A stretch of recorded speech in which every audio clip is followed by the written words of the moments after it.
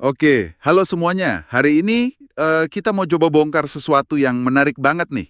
Iya, kita punya satu sumber, ini renungan harian dari Sabda Bina Umat GPIB buat tanggal 28 November 2025.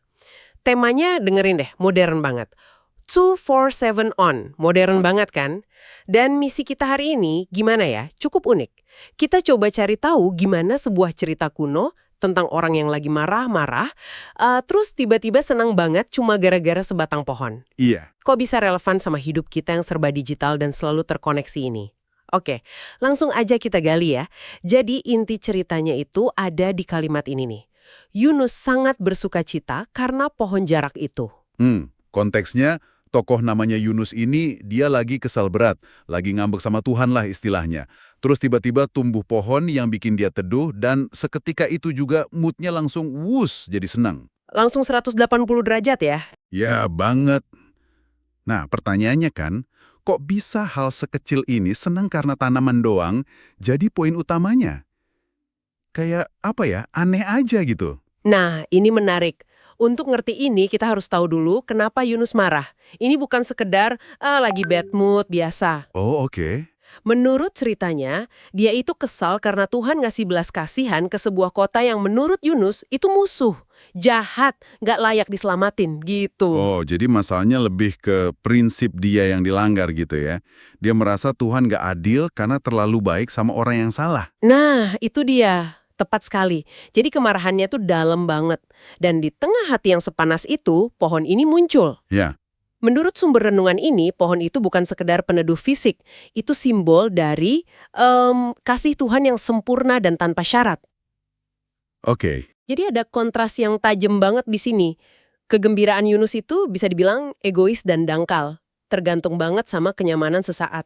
Betul, betul. Begitu pohonnya layu, besoknya dia marah lagi.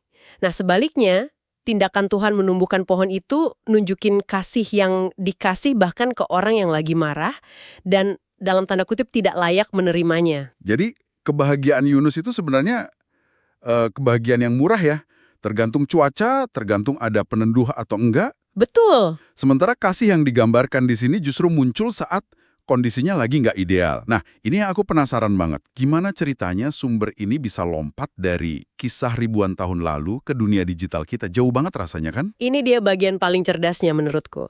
Sumber ini ngambil istilah 24/7 on dari dunia kita, tapi maknanya dibalik. Oh gimana tuh? Biasanya kan selalu on itu kita kaitin sama kerjaan, notif medsos, tekanan buat selalu nyambung.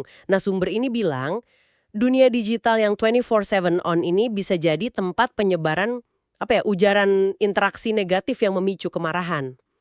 Ya juga ya. Mirip banget sama kondisi hatinya Yunus yang lagi panas itu. Tunggu. Jadi, dunia maya yang sering bikin kita panas dan reaktif itu diibaratkan kayak padang gurun panas tempat Yunus marah-marah. Persis. Dan kasih Tuhan itu kayak pohon jarak yang tiba-tiba muncul ngasih keteduhan. Wah, aku baru ngeh loh analoginya. Iya kan, cerdas banget. Jadi sumber ini nyajiin dua jenis 24/7 on yang saling lawan. Pertama, dunia digital yang selalu nyala, yang tanpa henti bisa bikin konflik dan perpecahan. Oke. Terus yang kedua, ada kasih Tuhan yang juga selalu ada 24/7 on, tapi sifatnya meneduhkan, tanpa syarat dan peduli sama semua. Wow.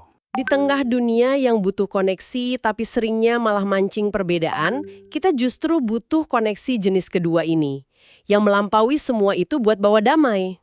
Oke, jadi intinya apa nih buat kamu yang dengerin? Kayaknya renungan ini ngajak kita buat lebih sadar, kita ini lagi login ke energi 247 yang mana gitu ya? Bener. Apakah kita lebih sering nyambung sama energi digital yang memicu amarah sesaat, kayak Yunus yang girang karena pohon, besoknya marah lagi? Atau apa kita berusaha cari dan terhubung dengan energi lain yang juga selalu tersedia, energi yang bawa kedamaian tanpa syarat, yang disimbolkan sama pohon itu. Jadi pertanyaan soal fokus kita ya? Betul, ini jadi pertanyaan penting soal kemana kita arahin fokus di dunia yang selalu berisik ini. Sebagai penutup, coba deh renungin ini sebentar. Di dunia kamu yang selalu on itu, sumber energi mana sih yang paling sering kamu pakai? Yang bikin kamu reaktif kayak Yunus, atau yang ngasih keteduhan tanpa syarat kayak pohon jarak itu? Dan gimana caranya kamu bisa bawa lebih banyak keteduhan itu dalam interaksimu hari ini, baik itu online maupun offline?